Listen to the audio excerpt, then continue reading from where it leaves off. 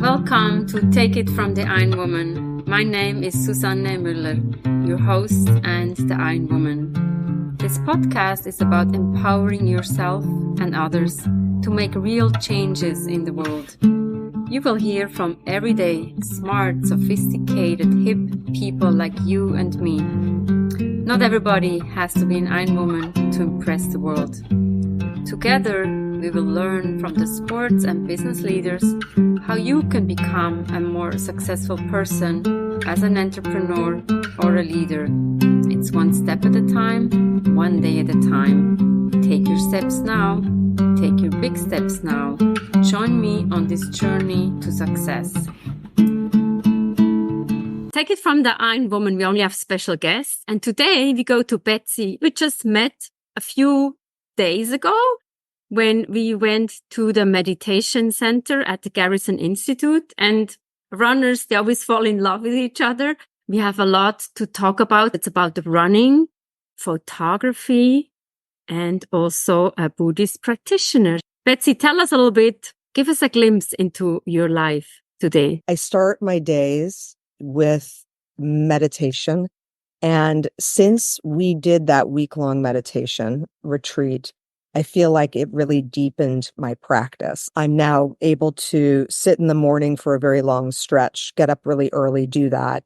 And then I'm sitting in the evening too, which is wonderful. I did something unusual, although it's related to photography. I just finished making a short film with a friend of mine, and we co-directed it, and the person that is the lead actor also helped write it. So the three of us wrote it, and it's called Memento Mori, and it's a techno horror film. It's about a content moderator who, for people who don't know what a content moderator is, because I didn't know, a content moderator is somebody who has the horrible job of determining whether or not something is visually fit to be on the web. So there's sort of the guard at the gate of the internet. They suffer from PTSD because they see many, many horrible things. It's sort of ripe for a horror movie. So our lead is a content moderator. Yeah, as he gains agency through the movie, he literally unplugs himself. Today, we're now moving to picture and sound. So we've started to edit our footage together. And so we're trying to sort of move ahead with that. That project has occupied a tremendous amount of time. I had no idea how heavy movie is in every sense of the way. It's like financially, all the equipment. You spend 12 hours to make 4 minutes. Wow. It's so crazy. And my whole art practice is very solitary. It's been so fun and so interesting because it's not a solitary process making a movie. It's like you and 15 other people working really hard to sort of capture the acting in an environment. I'm working on that, excited about that. Yeah, I'm working on another book project. I made a book called Slumber during COVID. I told you about Slumber. I work with very outmoded photographic technologies. So for that particular project, in fact, that's what the movie's about too. The movie is about the internet, but it's also our character who is sort of, you question whether or not he's good or bad. He's known as the journeyman, and he is a 19th century early era photographer, where the movie sort of starts at the very beginning of capturing the image. And he's sort of horrific looking and moves around with a view camera. I'm interested because I taught photography for almost 20 years. And I'm very interested in the history and also in these kind of antiquated devices that were used. For Slumber, I used a pinhole camera, which has no lens. And I would deliver it during COVID to somebody's house. And when they would go to sleep, they would open the shutter, which is just like a piece of wood that slides across. And the aperture is just a hole in a piece of metal. There's no lens. There's no viewfinder. You can't see what you're even getting. So they would open it. They would sleep however long, 6 to 8 hours. And then in the morning, they would close it. Every single frame is 6 to 8 hours of time. The room looks very still, but the body is, and the blankets are like tumult. Now I'm working on a new book that I'm excited about. That's sort of what I've been doing today. Just today. This seems like it sounds like a whole week you're putting into one day. It's New York City. I feel like for some reason you live in the city and it's like one day is like 2 days anyplace else. It's so speedy and so efficient because it's so small. It's very easy to go and have lunch with somebody at a post-production house and then just kind of zoom around on the subway. Mm-hmm. How did you get into photography? You have been teaching photography for 20 years. I started out in the visual arena making furniture because I'm very pragmatic. I'm a Capricorn. I'm very pragmatic. I didn't understand how I could make fine art and sort of justify it. I started out making furniture. I wanted to explore materials. I took continuing ed class at California College of Arts, which is when I went as California College of Arts and Crafts in Oakland, California. I took that class and I took a photography class in order to photograph the three-dimensional work. When I did that, I found a product called Liquid Light, which is paper photographic emulsion, and you can paint it on just about anything that's light colored, and you can expose it just like you would a piece of photographic paper. I started to play with that on cooking aprons, and then I would make stuffed animals out of them. The cooking apron would have an image you could expose onto that and then use the material and sew it together. There's far easier ways now to do that. But back then, that was how I figured out how to do it. And then as I started to explore photography more and more, and as the digital age started to advance, I became more and more infatuated with, again, these sort of antiquated processes. Then I just started, like in the Contact series, I feel like the work is sculptural. It's two-dimensional, but they read as dimensional. They're abstractions. And I remember there's this wonderful German couple, Bernd and Hilla Becker. In the 90s, the early 90s, they won a sculpture award, even though all of their work is two-dimensional. They photographed, though they did many series, but one were water towers. So just these simple architectural objects, and they won the sculpture award. I get that. That makes sense to me. In some ways, I feel like I'm working with photography in all these different ways as a way of sort of creating dimension, some sort of dimensionality. I'm working with photography as performance. I just finished a piece that was in a group show at the United Nations where I drove across the country to the 4 cardinal directions of the contiguous US. And I made these prints in the water there. It was very physical, and the exposures were very long, sometimes 2 hours, because I was thinking that to snap a picture of a landscape, you don't feel it, but to be physically in the landscape, in the water, while something is taking a long time, you actually are really communing with the environment. For me now, photography represents so many other modalities like performance and sculpture. And I love the way that it works with time, like with slumber. I was telling you too, with less than a second, these exposures can be so long, all in one image. Or you can look at this abstraction and all the time of all these different exposures is just 1 second. It's so versatile. It's such an expressive medium. And I don't even really make images of anything that's recognizable.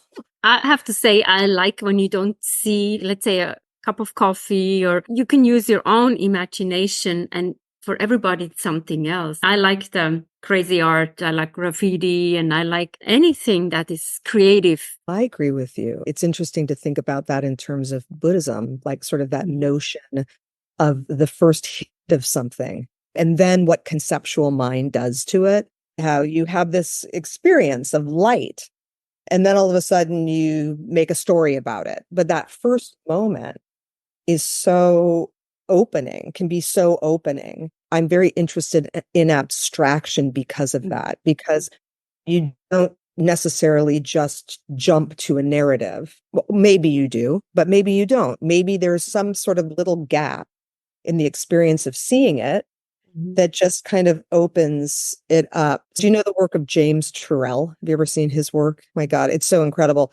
It's something that has to be experienced in person because it's so much about perception and space. They change your life. They're so amazing. To see that. He's really, really interesting. You mentioned space in our meditation week. They were also talking about that space when we exhale.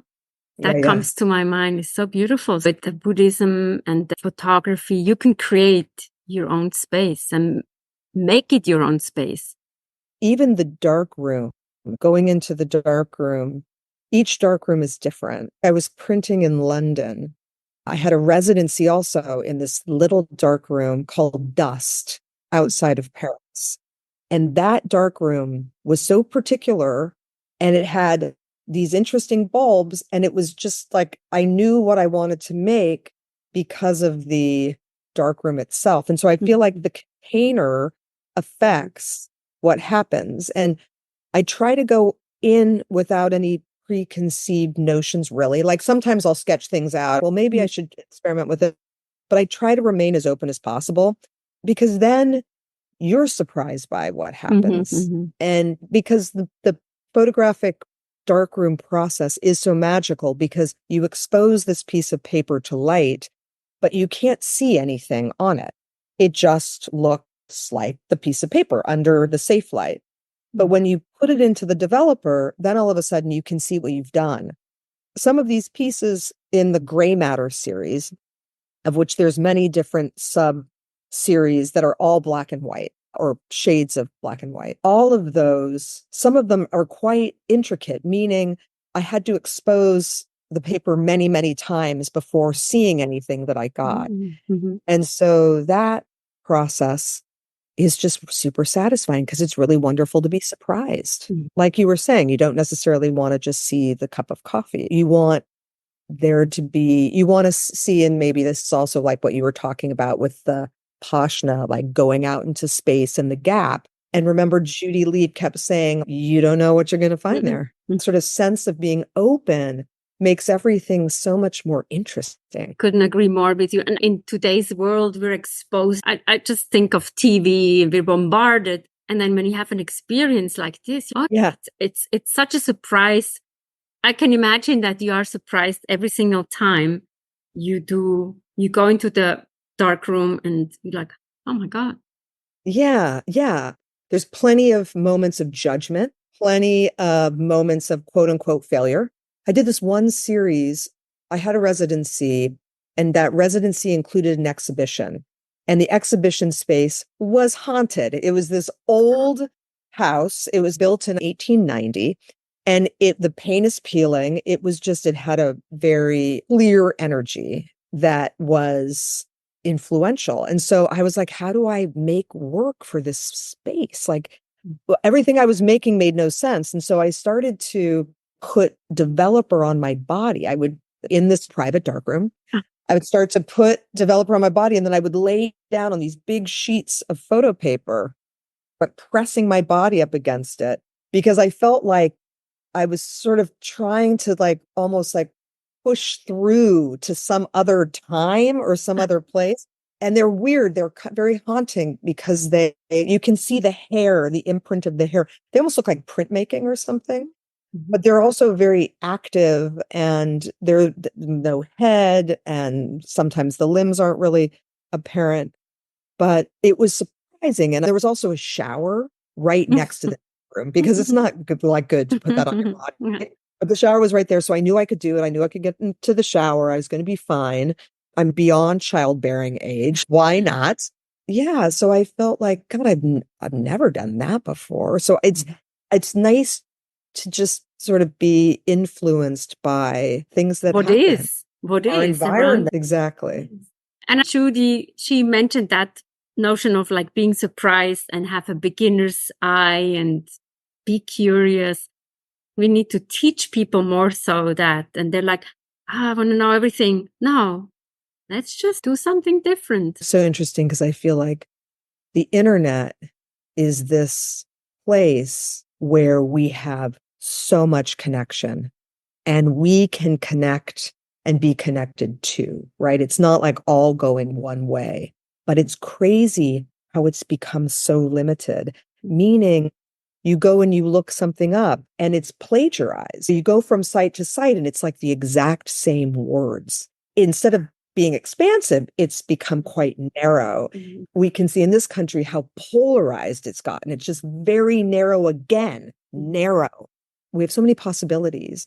And there are things happening, but there also is this, I do see this narrowing, which is surprising to me, because you're right. It does sometimes feel there is less space.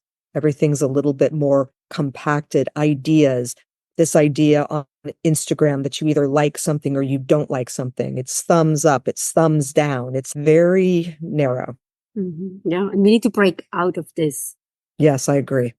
Thank you so much for a wonderful conversation. I hope we can continue and go to the dark room once together. Yes. Okay, we'll plan. Thank you so much, Betsy, for giving us a glimpse into your life. So interesting, so multifaceted.